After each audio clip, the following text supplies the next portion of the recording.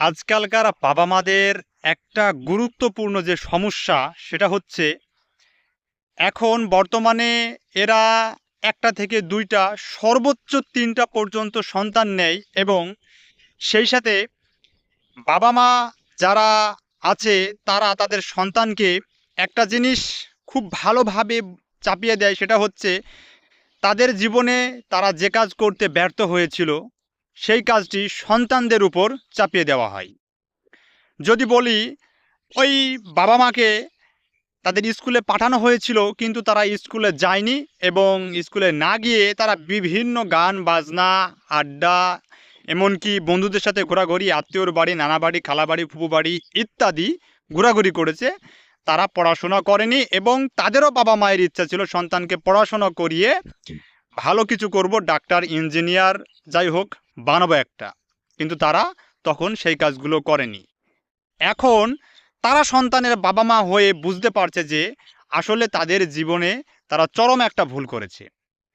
এখন কি হচ্ছে ঘটনা, এই সন্তানকে তারা বড় করছে এবং খুব আর্লি স্কুলে পাঠাচ্ছে। 4 বছর 3 বছর বয়সেও কিন্তু অনেক সন্তানকে বর্তমান যুগের বাবা মারা স্কুলে পাঠাচ্ছে এবং তাদেরকে একটা বিষয় শিখিয়ে দেওয়া হচ্ছে যে দ্রুত তোমরা পড়াশোনা শেষ করো এবং পড়াশোনা করার পর তোমাদেরকে ভবিষ্যতে ডাক্তার, ইঞ্জিনিয়ার, বড় বড় চাকরি করতে হবে, এমনকি ভালো কিছু করতে হবে যেটা আমি জীবনে ব্যর্থ হয়েছিলাম।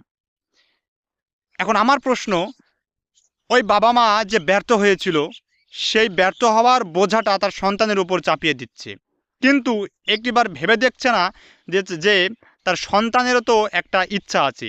সে ডাক্তার, ইঞ্জিনিয়ার না হয়ে একজন খেলোয়াড় হতে পারতো, সে একজন কৃষক হতে পারতো, সে একজন গায়ক হতে পারতো, সে একজন অভিনেতা হতে পারতো।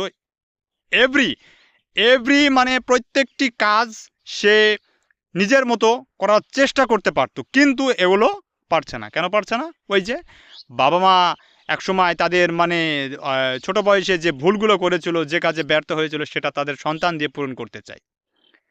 আসলে মূল কথা হলো, আপনি যে কাজটি করতে ব্যর্থ হয়েছেন কেন আপনি আপনার সন্তানের উপর বোঝা এবং চাপিয়ে দিচ্ছেন? আপনার সন্তান কি চায়, আপনার সন্তানের ইচ্ছাটা, সন্তানের আবেগটা প্রাধান্য দিন, তার সাথে বন্ধুসুলভ আচরণ করুন এবং সে কি হতে চায় সেই জিনিসটি আপনি প্রায়োরিটি দিন।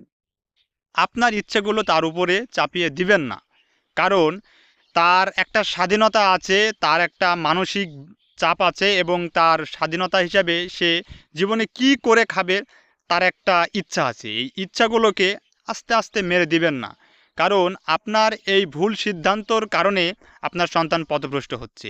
একসময় যখন আপনার ওই ব্যর্থ হওয়ার যে গল্প এবং কাহিনী তার উপরে যে আপনি আরোপ করছেন, সেগুলো সে চেষ্টা করছে, আসলেই তো আমার বাবা মা কাজটি করতে চেয়েছিল, হতে পারেনি, আমি হব, আমার নিজের কোনো ইচ্ছা যাই থাকুক না কেন আমি আমার বাবা মার স্বপ্ন পূরণ করব। তখন ওই স্বপ্ন পূরণ করতে গিয়ে সেই সন্তান যখন ব্যর্থ হয়, ঠিক সেম বাবা মার মতো অবস্থা তারও হয়ে যায়। তখন আর কোনো রাস্তা খুঁজে পায় না, আর এমনকি সন্তানের নিজের যে একটা স্বপ্ন ছিল সেটাও তখন আর ধরে পায় না। তো আসলে এখানে মূল বিষয় হচ্ছে যে আপনার সন্তানের উপর আপনি নিজের ইচ্ছাগুলো চাপিয়ে না দিয়ে আপনার সন্তান কি হতে চায়, তার কি স্বাধীনতা, তার কি ভালো লাগে, সে কি করলে জীবনে সুখী হবে, সেটা দিকে একটু খেয়াল দেন। তাছাড়া আপনার জীবনের যে ব্যর্থতাগুলো আপনি সন্তানকে দিয়ে পূরণ করতে চাচ্ছেন, এটা কখনোই ঠিক নয়, কারণ তার ইচ্ছেগুলো আপনি কেড়ে নিচ্ছেন, তার স্বাধীনতা আপনি কেড়ে নিচ্ছেন। এমনটা করলে আপনার সন্তান কখনো মানুষও হবে না, ভবিষ্যতে ভালো কিছু করতে পারবে না, যদি না সে নিজের ইচ্ছায় এবং নিজের স্বাধীনতায় নিজের যে একটা স্বপ্ন পূরণ করতে না পারে বা নিজের ইচ্ছাগুলো যদি সবার সাথে শেয়ার করতে না পারে, তাহলে আপনার স্বপ্নগুলো কেন সে নিজের স্বপ্নগুলোও পূরণ করতে পারবে না। এটাই বাস্তব কথা।